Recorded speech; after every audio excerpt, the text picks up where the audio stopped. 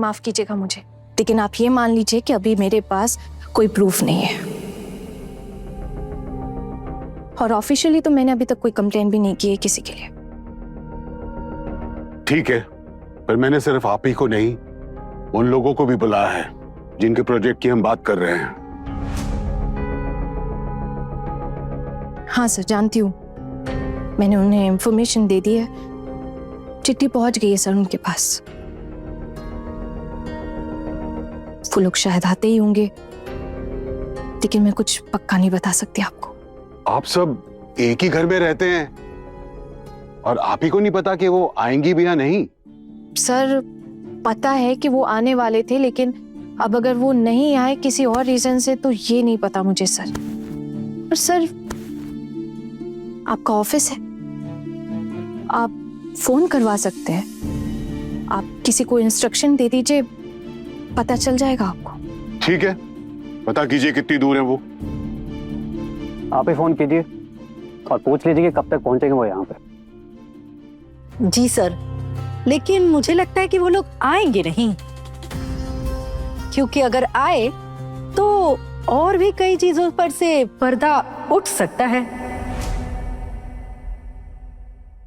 Excuse me, आप तब से हाना के पीछे क्यों पड़ी हैं?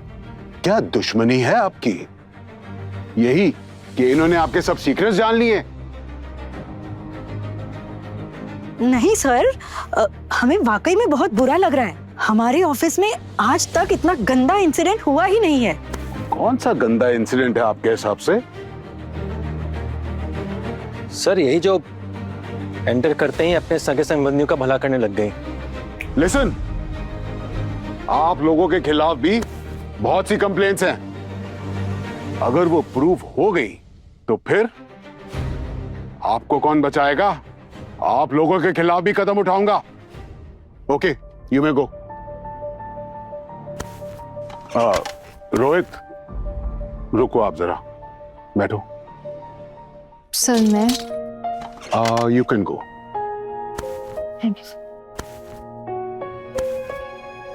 Rohit, tell me one thing, हाना सहन का कामकाज कैसा है? बहुत अच्छा है सर, एक्स्ट्राऑर्डिनरी अच्छा है सर। और मुझे लगता है कि ऐसी लड़कियां टिक नहीं पाएंगी, मौका मिलता है कहीं और चले जाएंगी। Tell me one thing Rohit, जो आहाना ने लॉजिक दिया, क्या तुम्हें भी लगता है कि सचमुच यही वजह थी बात छुपाने की? हाँ सर, मुझे नहीं लगता कि ये सब इन्होंने अपने फायदे के लिए किया होगा, पर फिर भी कहता हूं सर कि आप सब देख सुन के फैसला लीजिए। मैं आपके ऊपर छोड़ता हूं ये फैसला सर।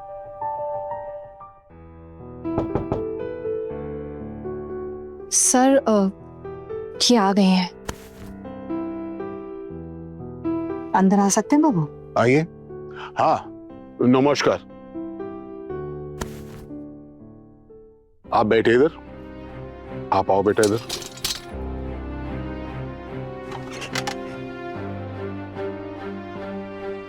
आप लोगों का ज्यादा समय मैं बर्बाद नहीं करूंगा, बस मुझे यह जानना है कि जिस प्रोजेक्ट की हम बात कर रहे हैं उसकी खबर आपको किसने दी? मेरी बहू आना नहीं दी थी। इसी ने कहा अच्छा मौका है तो एक बार आप भी कोशिश करके देख लो। हम तो काम करते ही हैं बाबू। अब आना ने कहा था कि अगर काम बढ़ाना है तो एक बार ऑफिस में दरखास्त करके देख लो। क्या आप जानती हैं कि आपकी बहू ने किसी को नहीं बताया ऑफिस में कि आप उसकी सास लगती हैं? वो तो मैं नहीं बता पाऊंगी, लेकिन इस बात का अंदाजा तो था कि उसने शायद किसी को नहीं बताया होगा, क्योंकि इसने दूसरे कर्मचारियों के सामने कभी नहीं बताया कि ये हमारे घर की छोटी बहू है। उसी से हमें लग गया था। आपको क्या लगता है, ये सही है या फिर गलत है? अब हमको क्या लगता है ये कहाँ मायने रखता है बाबू, और इससे फर्क भी क्या पड़ जाएगा। बस एक बात आपसे कहना चाहूंगी कि हमारी आहाना जो है ना, वो कभी कोई गलत काम नहीं करेगी और करने भी नहीं देगी। अगर इसने यहाँ किसी को कुछ नहीं बताया, इसका यही मतलब है कि इसने किसी को बताना जरूरी नहीं समझा, इसीलिए नहीं बताया। देखिए बड़े बाबू, अब इस बुढ़ापे में, इस उम्र में आके मैंने कुछ अपना काम शुरू किया है। मैं अपनी बहुओं को, अपनी बेटी को स्वनिर्भर बनाना चाह रही हूँ। और फिर आप लोग अपनी योजनाओं के मुताबिक सच में महिलाओं को घर से बाहर निकालकर स्वनिर्भर बनाना चाहते हैं, तो हम बिल्कुल वैसा ही काम कर रहे हैं। फिर किसी ने क्या कहा, किसी ने क्या नहीं कहा, ये कहाँ मायने रखता है। काम तो काम होता है ना बाबू, कोई भी हो। मायने तो ये रखता है कि हम काम करने के काबिल है या नहीं, हम किसके पहचान वाले हैं ये तो मायने नहीं रखता है ना सर। जुर्म तो तब होता ना जब उस पहचान की वजह से हम अपने मौके का दुरुपयोग करते। पर अहाना ने तो ऐसा कुछ भी नहीं किया है, बल्कि अहाना ने बिल्कुल निष्पक्ष रहकर सब कुछ किया है। हाँ, एक एक्स्ट्रा खुशी ये थी कि हमारा काम हो गया है। ऐसा इसलिए क्योंकि अहाना ने हमारी स्ट्रगल, हमारी लड़ाई देखी है। अभी इस उम्र में मेरी माँ ने फिर से अपनी जिंदगी शुरू की और वो सफलता से आगे भी बढ़ रही है। अहाना के लिए ये बहुत बड़ी प्रेरणा है।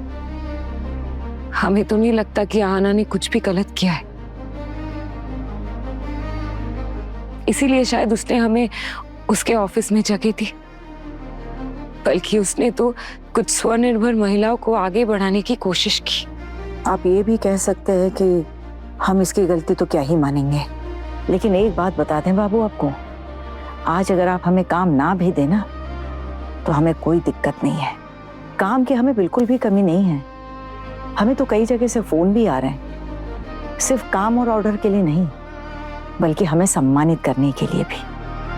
अगर हम आपके साथ काम करते हैं ना बाबू, तो आपके डिपार्टमेंट को सुनाने लायक सफलता की एक कहानी मिल जाएगी कि इस उम्र में आकर भी एक औरत नए सिरे से अपनी जिंदगी की शुरुआत कर सकती है, उसकी जवान बहुएं और उसकी विधवा लड़की का घर बसाने में मदद कर सकती है।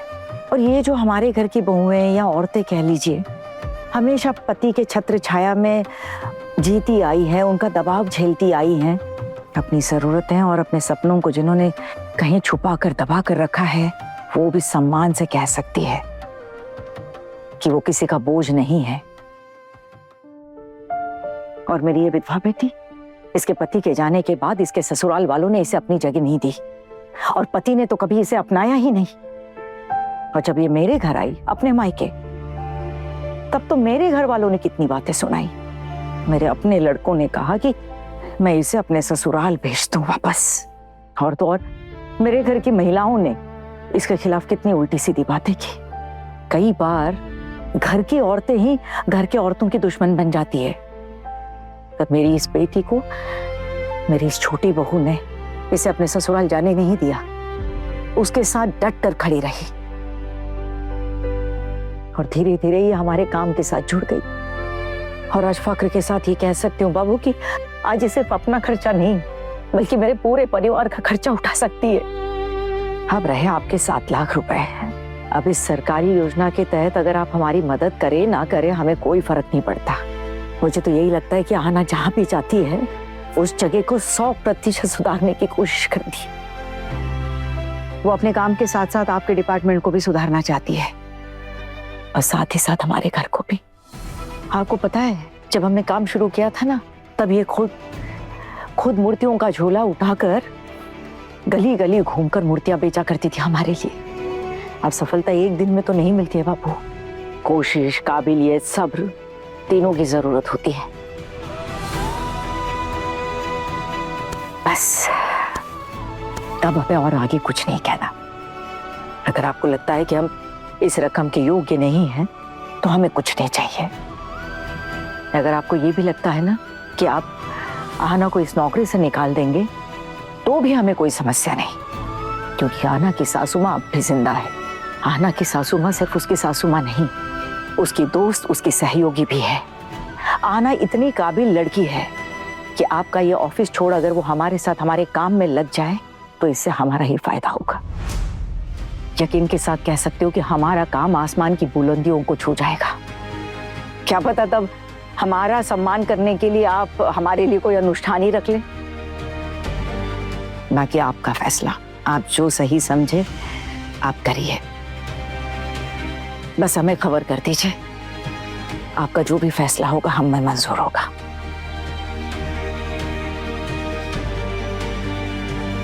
आओ बिटिया। नमस्कार बाबू।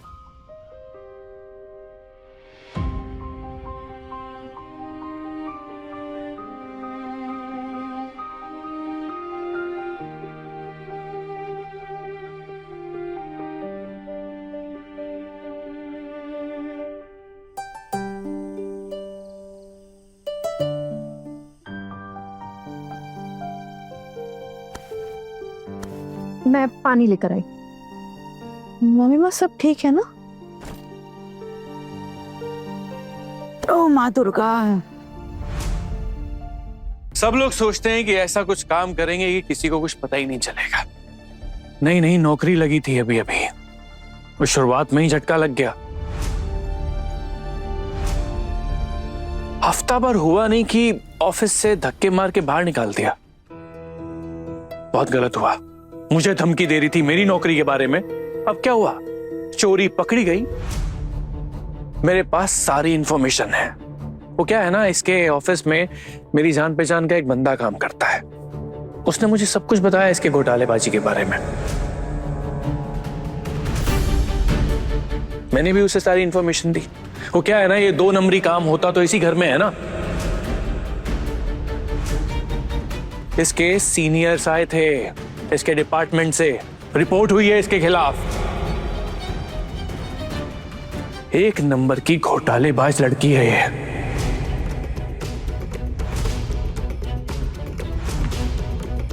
किस लड़की के चक्कर में पड़ गया तू छोटू? अभी भी वक्त है, संभल जा। कहीं ऐसा ना हो इसके चक्कर में तुझे भी चक्की पीसनी पड़े।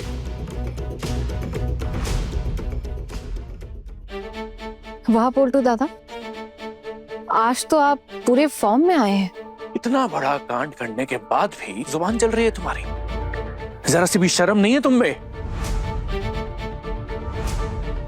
क्या भाभी, बुढ़ापे में अपनी छोटी बहू की चोरी के लिए गवाही देने गई थी आप? अगर आपको इतनी परेशानी है ठाकुर जी, तो आप लोग इस घर में जबरदस्ती क्यों रह रहे हैं?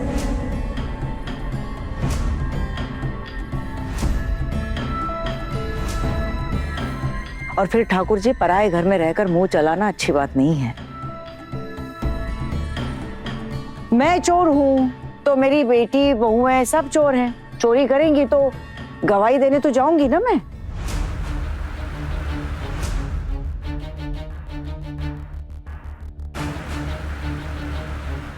क्यों छोटू, तू चुपचाप खड़े खड़े क्या सुन रहा है? एक बार इनकी बातों में आकर तूने अपनी बीवी को घर से निकाला था। बड़ी मुश्किल से उसे इस घर में लेकर आई हूं मैं। अब फिर से इनकी बातों में आकर बलि का बकरा बनना चाहता है? एक बार अच्छे से सोच ले।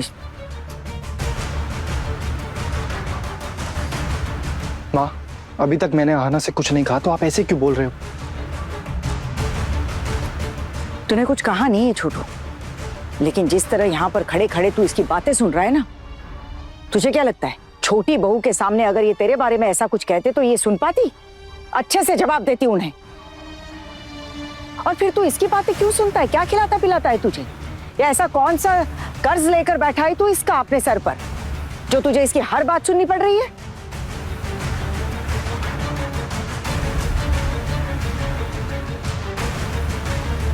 ये लड़का तेरा घर बर्बाद करने पर तुला है छोटू। तेरे बाबा ने इस घर में इनको जगह देकर बहुत बड़ी गलती करके चले गए, और उस गलती की सजा आज तक हम लोग भुगत रहे हैं।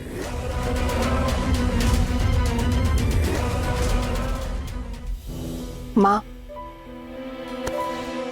आप परेशान मत हुई। अब आप लोग बिजनेस संभाल रहे हैं ना, तो एक दिन ऐसा आएगा जब आपके पास कई घर होंगे, तब आप ये घर ना इन्हें दान कर दीजिएगा।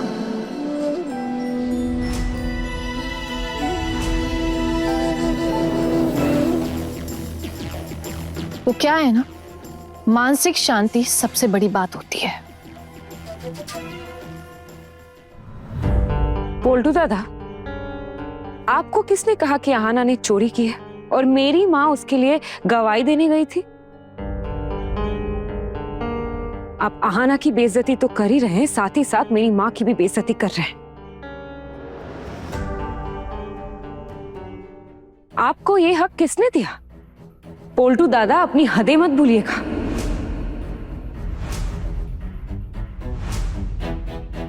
किसी को हक दिया नहीं जाता है मिली, लेकिन कुछ लोग ना जबरदस्ती हक जताने लगते हैं, सच में उनका हक हो या ना हो।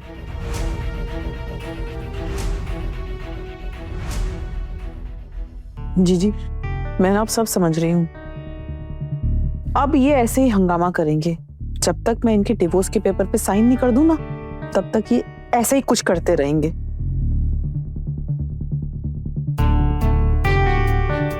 तो जानती हैं आप, मैंने तो तय कर लिया है, मैं अब इन्हें आजाद कर रही हूँ।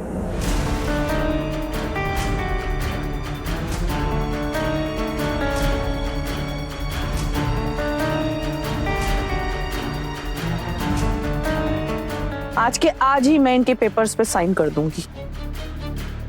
कहाँ है कागज? आप दीजिए। एक और लड़की की जिंदगी बर्बाद करने चले हैं ना, कहीं ऐसा ना हो इसके चलते आप ही बर्बाद हो जाए।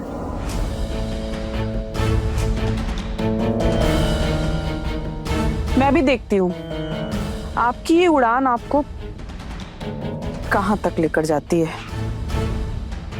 दीजिए आप पेपर्स, मैं आप भी दस्तखत कर देती हूँ। हाँ दीजिए, मैं आज ही दस्तखत करूंगी। नहीं दीदी नहीं, आप साइन नहीं करेंगी। आपकी बेटी का हक ये नहीं छीन सकते।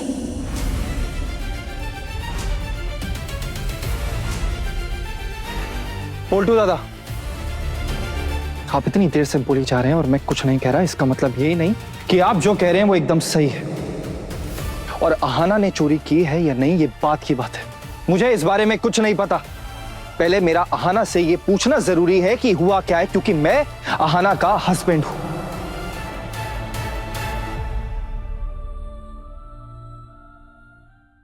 अहाना, आपने ये बात मुझे बताई क्यों नहीं? आपको नहीं लगता कि आपको मुझे बतानी चाहिए थी ये चीज? मैं किसी को स्ट्रेस नहीं देना चाहती थी, बस इसीलिए।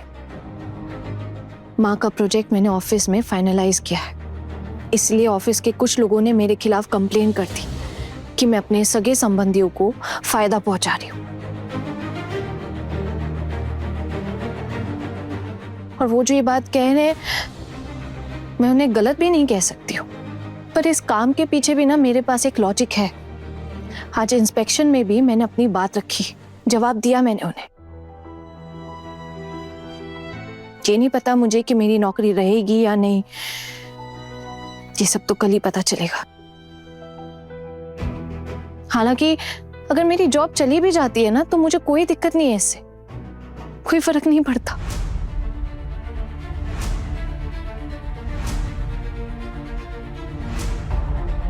अगर मेरी नौकरी चली गई तो मैं माँ के साथ उनके बिजनेस में हाथ बटाऊंगी, और ये बात मैंने ऑफिस में कह दी है पहले।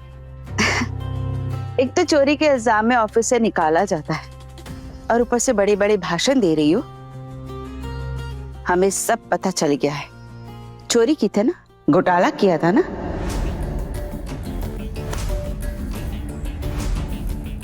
अरे सगे संबंधियों को काम दिलाना भी एक तरह की चोरी ही होती है। आखिर चोर की बेटी चोरी ही तो करेगी। खबरदार ऋषि मुनि,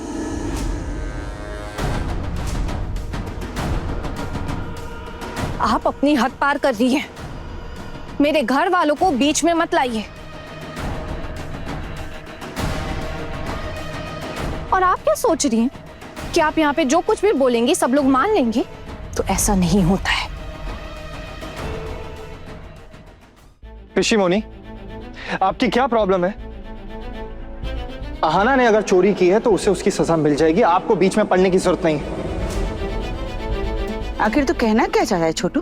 हाँ, आस पड़ोस में ये जब बात फैलेगी तो हमारे घर की कितनी बदनामी होगी, ये सोचा है तूने? अगर आस पड़ोस वालों को पता चलेगा तो आप ही की वजह से पता चलेगा ऋषि मुनि।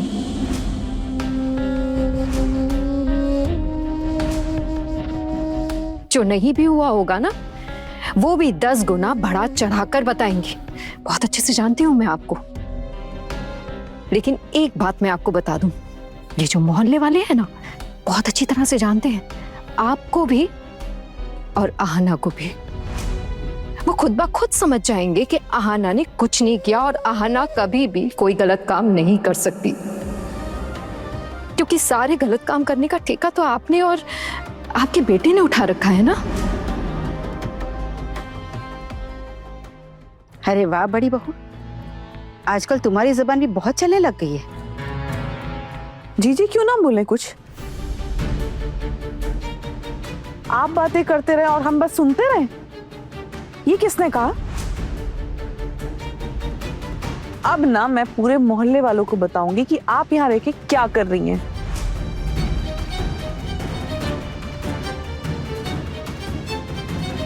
आपकी अपनी बहू के होते हुए आप अपनी बेटे की दूसरी शादी कराने जा रही हैं? सिर्फ इसीलिए ना क्योंकि जो नई बहू आने वाली है वो बहुत सारा पैसा लेकर आने वाली है ना? दहेज मिलने वाला है ना आपको? सब कुछ पता है और ये बात मैं पूरे मोहल्ले में बताऊंगी। चुप नहीं रहूंगी मैं, सारी पोल पट्टी खोल दूंगी अब मैं आपकी।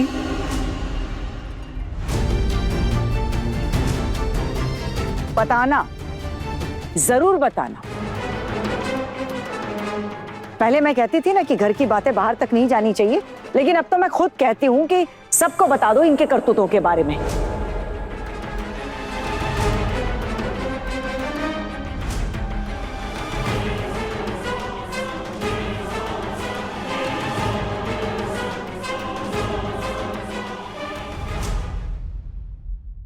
मैं बस इतना कहना चाहती हूँ कि मैंने कोई चोरी नहीं की है। अब आप बताइए, क्या आपको भी लगता है मैंने कोई गलत काम किया है? कुछ तो बोलिए, ऐसे चुप मत रहिए। आपकी बात पर बहुत कुछ निर्भर करता है। बोल छोटू बोल, तू वही बोलना जिस बात पे तेरा विश्वास है, जो बात तू मानता है। बड़े घर की छोटी बहू शाम 9:30 बजे दंगल टीवी पर।